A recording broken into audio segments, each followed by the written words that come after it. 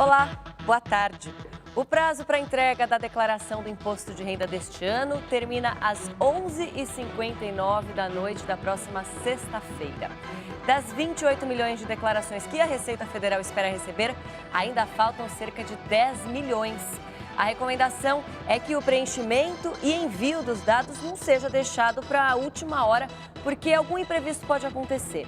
Além disso, podem surgir dúvidas. Em tempos de crise, uma das mais frequentes é como os desempregados devem prestar contas com a Receita.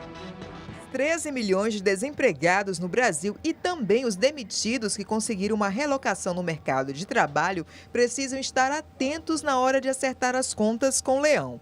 As verbas recebidas no momento da rescisão do contrato devem ser declaradas de forma diferente. E essa era a principal dúvida de Rafael, que pediu demissão do emprego depois que foi aprovado em um concurso público. Quando eu fui receber a folha com as verbas rescisórias, eu vi que a grande parte das minhas verbas rescisórias eram de rendimentos de férias, indenização de férias não gozadas, né? Aí eu acabei descobrindo já, assim, quase em cima da hora, que pelo menos essa parte de férias não seria isenta, né? A primeira providência é ter em mãos o comprovante de rendimentos para evitar erros e divergências de informações. É no comprovante que aparecem a natureza e a indicação dos valores relacionados. Ele tem que obter todas as informações corretas que estão na rescisão e, em cima disso, ele tem que verificar nas cédulas, né, da Receita, lá no próprio formulário, que diz os campos específicos onde lançar cada coisa, tipo FGTS, férias.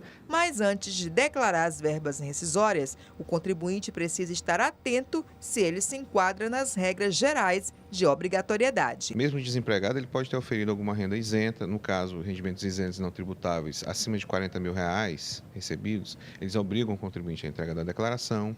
Se esse desempregado recebeu rendimentos tributáveis acima de R$ 28.559,70, ele também se enquadra na condição de obrigatoriedade, tá? Mas se ele não teve nenhum desse tipo de rendimento, ele não precisa apresentar a declaração de imposto de renda. E para falar sobre a reta final da entrega da declaração do imposto de renda deste ano, recebemos Walter Kopp, supervisor regional do imposto de renda no estado de São Paulo, e Flávio Roberto Mantovani, coordenador do curso de Ciências Contábeis do Mackenzie. Participe da nossa conversa, mande suas perguntas e comentários pelo Facebook, pelo Twitter. Os endereços aparecem aí na sua tela. Uma boa tarde, obrigada pela presença dos dois. Bom, a gente já deu algumas dicas aí pela nossa reportagem para quem está desempregado. Vamos falar ainda mais um pouquinho sobre esse assunto. Antes, vamos começar do começo, né, Walter? Quem precisa declarar o imposto de renda? São 7 condições de obrigatoriedade. A Receita anualmente publica essas regras. Foi a IN 1690 de fevereiro último. Eu vou destacar aqui 3 para não ficar muito extenso. As que mais levam pessoas a estarem obrigadas. A primeira, rendimentos tributáveis. Quais são esses? Rendimento de salário, rendimento de aluguel, pensão alimentícia recebida, entre outros. Seguro-desemprego, que você estava comentando comigo, Isso, né? O seguro-desemprego é um rendimento isento, com somatório superior a R$ 28.559,70.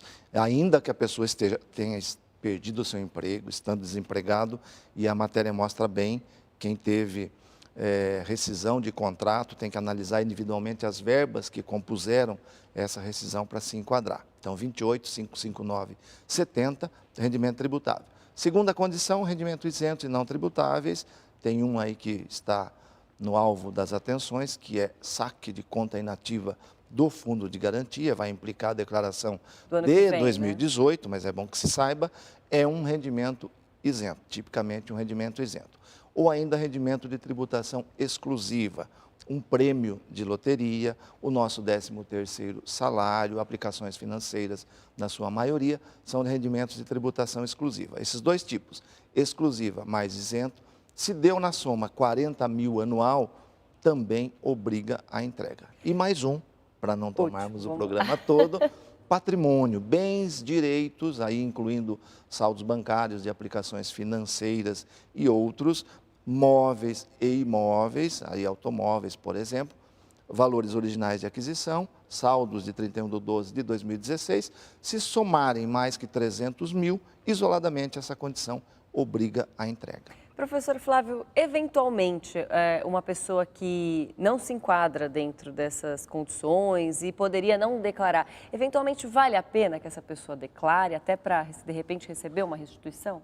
Principalmente se esse contribuinte, durante o ano de 2016, teve imposto de renda retido na fonte. Esta é uma oportunidade de fazer a apuração do ano e verificar se ele não tem direito a restituir este imposto que foi pago durante o ano de 2016. Então, vale a pena baixar o programa e pelo menos dar uma simulada que, de repente, ainda entra um dinheirinho no bolso. Sim, vale muito a pena. Walter, e quais foram as principais mudanças desse ano? Nós temos mudanças que a gente já conseguiu detectar que agradou ao contribuinte, entre elas juntarmos 2 programas, antes precisava-se do Receita Net mais o IRPF. Nós empacotamos os 2 num único aplicativo, então o contribuinte hoje baixa um único arquivo e instala e ele consegue preencher e transmitir a declaração.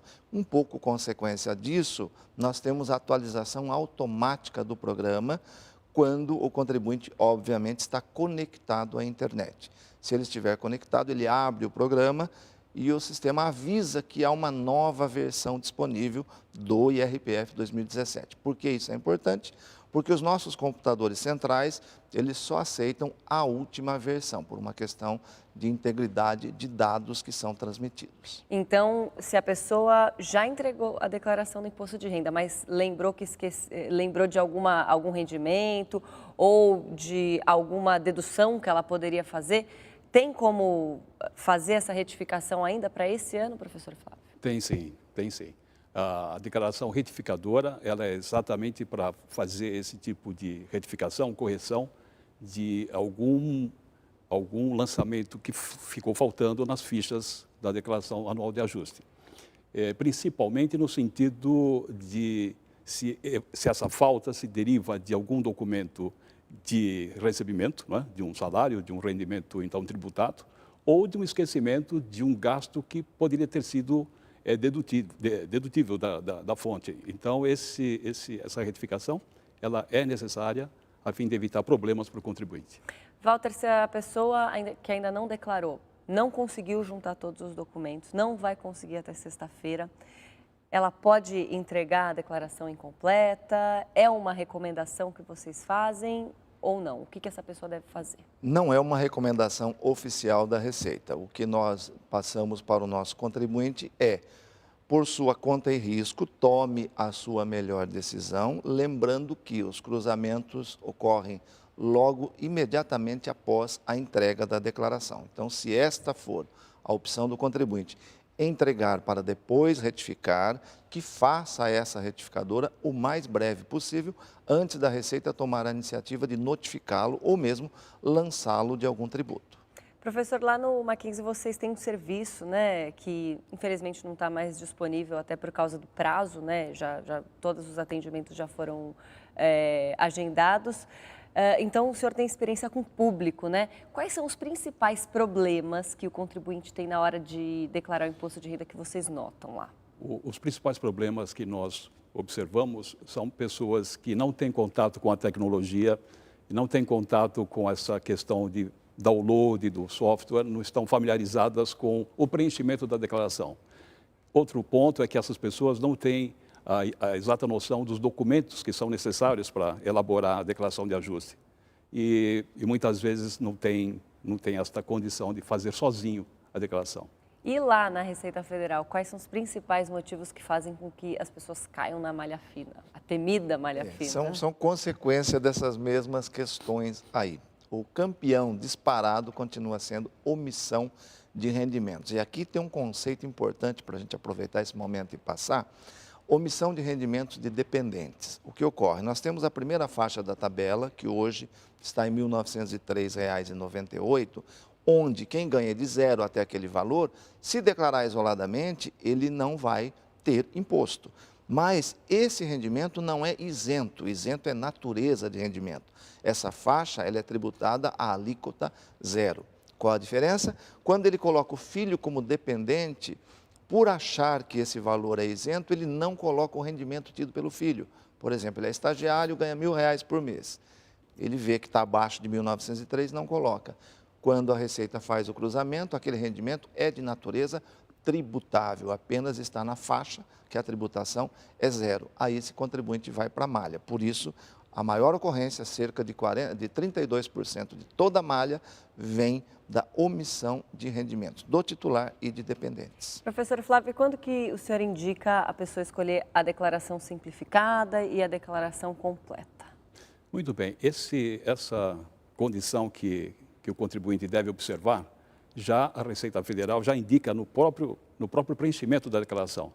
O contribuinte tem a condição de verificar qual é a condição que melhor o favorece, em termos de ser qual é a condição que vai lhe proporcionar o menor valor para ser pago e o maior valor para ser restituído. Quer dizer, aquela mesma situação daquela pergunta anterior que eu fiz para o senhor, né? Quem não precisa declarar, de repente faz a simulação, antes de entregar e, se for vantajosa, entrega. E o caso do simplificado e do completo é isso, né? Vê lá o que é mais vantajoso e entrega dessa maneira. E a declaração retificadora, ela serve exatamente para corrigir, por exemplo, esse tipo de condição, onde o contribuinte se deu conta de que ele fez a opção equivocadamente e ali tem a condição de fazer a retificação pela condição que melhor lhe favorece. Bom, pois não, pode falar. É importante, no caso da retificadora, para mudar a opção por tributação, antigo modelo completo ou antigo modelo simplificado, que ele só pode trocar essa opção até 28/4. Perfeito. Depois da entrega, não é permitido retificadora para mudar a opção de tributação, ou seja, ela se torna definitiva, findo o prazo de entrega. Até agora, ele entregou em março, descobriu que fez a pior opção, ele pode retificar e corrigir.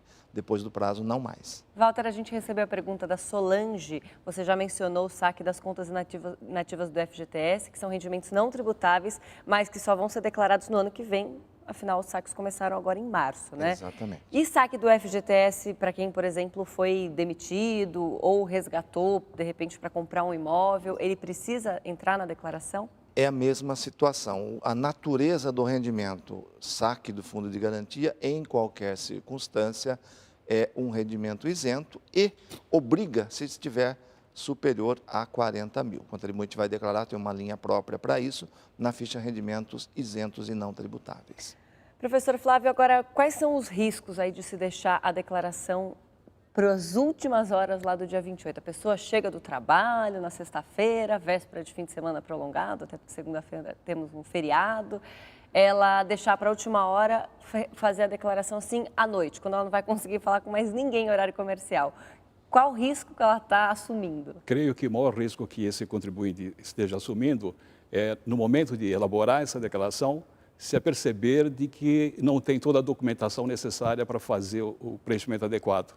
E aí ficar sujeito à não entrega da declaração no tempo hábil e se sujeitar à multa pela entrega fora desse prazo. Bom, vamos falar então sobre a multa e outras implicações de não se fazer a entrega do imposto de renda, Walter.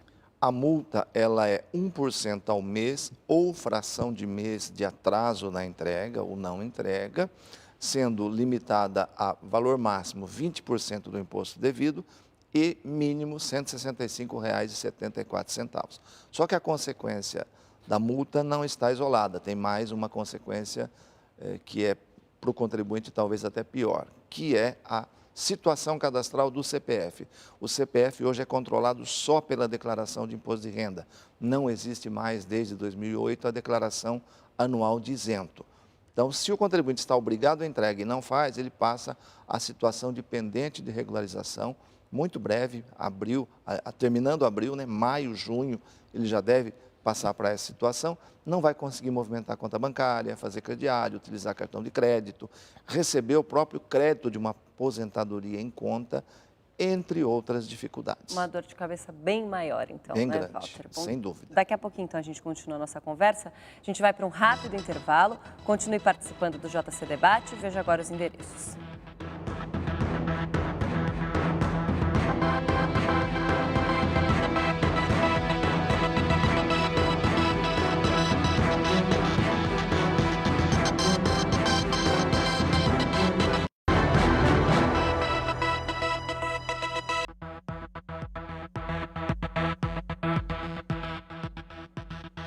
Já estamos de volta com o JC Debate. Hoje conversamos sobre a reta final para a entrega da declaração do Imposto de Renda deste ano. Com a gente, Walter Kopp, supervisor regional de Imposto de Renda no estado de São Paulo, e Flávio Roberto Mantovani, coordenador do curso de Ciências Contábeis do Mackenzie. Continue participando com suas perguntas e comentários pelo Facebook e pelo Twitter. Para quem está com contas em atraso, antecipar a restituição pode parecer uma ideia tentadora para voltar a equilibrar o orçamento da casa. Mas cuidado, essa operação é um empréstimo bancário sujeito a taxas e juros. O barato pode sair muito caro para o seu bolso. Isabela vai declarar o imposto de renda pela segunda vez. No ano passado, ela conseguiu guardar toda a restituição e pretende repetir o feito. Vou guardar também, de novo. Vou pôr numa aplicação para render. Infelizmente, em tempos de crise como agora, Isabela é exceção. Muita gente vai pedir a antecipação para quitar dívidas ou pagar contas. Mas é sempre bom lembrar, a antecipação nada mais é do que um empréstimo bancário. As pessoas esquecem que para antecipar esse dinheiro o banco vai cobrar uma taxa, uns juros em cima disso. Isso varia de banco para banco. Então pode ter banco cobrando aí 3%, 4% ao mês de antecipação e bancos cobrando mais. Se for para quitar aí um cheque especial ou uma fatura de cartão, que você está com juros de 12 no cheque especial, uns 15 no cartão, então vale a pena. Além disso, o contribuinte precisa tomar cuidado para não cair na malha fina. Se cair na malha fina, o que vai acontecer? O banco vai cobrar de você o tempo que demorar para você receber esse dinheiro. Então vai ter uns juros aí. Então cuidado, faça a declaração com calma para evitar de cair na malha fina, porque qualquer valor errado que você digitar pode ter essa situação e você não receber o dinheiro e ainda ser cobrado pelo banco. Bom, Walter, então aquele valor que pisca na tela para quem tem restituição a receber, que deixa as pessoas tão ansiosas e arrependidas de não terem declarado antes, ele é um indicativo de que aquele valor vai ser devolvido, mas existem aí as chances da pessoa cair na malha fina. Existe um percentual de quantas pessoas caem na malha fina? Em relação ao total de entregas, é um percentual que é baixo, cerca de 3% não passa disso, porque a cada ano nós aperfeiçoamos as verificações em tempo de preenchimento e de transmissão. Ou seja, só vai para a malha mesmo aqueles casos em que o cruzamento posterior identificou a ausência de informação ou incorreção. Antigamente, quando era papel, por exemplo, se ainda estivéssemos declarando em papel, o número de malha seria infinitamente superior. E aí essa pessoa é acionada e ela tem que prestar outras contas para se regularizar? Exato. E nós recomendamos ao contribuinte que ele cumpra a obrigação de entrega agora, mas ele deve continuar monitorando o processamento da sua declaração. A nossa base de dados, ela é rodada em média uma vez a cada mês, todas as declarações, para verificar se novas informações vindas de terceiros não colocaram alguma informação não trazida na declaração pelo contribuinte. Então, o contribuinte pode estar hoje tudo ok e daqui a 2 meses ir para a malha porque uma nova informação foi entregue por alguém, por um terceiro, em atraso. Então, recomendamos que monitore, inclusive é possível fazer isso pelo celular de forma automática. Um aplicativo da Receita Federal? O aplicativo, né? IRPF, ele cadastra, ele tem que criar o código de acesso com os 2 últimos recibos, vai para o ECAC, que é o Centro Virtual de Atendimento, cadastra aquele aparelho móvel dele, ele não vai usar o número, ele vai dar um nome para aquele aparelho. No aparelho baixa o aplicativo IRPF, na hora que ele entra no seu aparelho e coloca o CPF, o sistema vai perceber que tem aquela pendência de autorização. Lá na web ele criou uma senha. Ele digita essa senha aqui no aparelho celular, estabelece a segurança necessária, passa a ser avisado de tudo o que ocorrer com a sua declaração pelos 5 anos, de forma automática. Bom, já que a gente falou então em restituição, professor Flávio, são 7 lotes, né? O senhor se recorda da data do primeiro já? O primeiro lote vai acontecer agora no dia 15 de junho.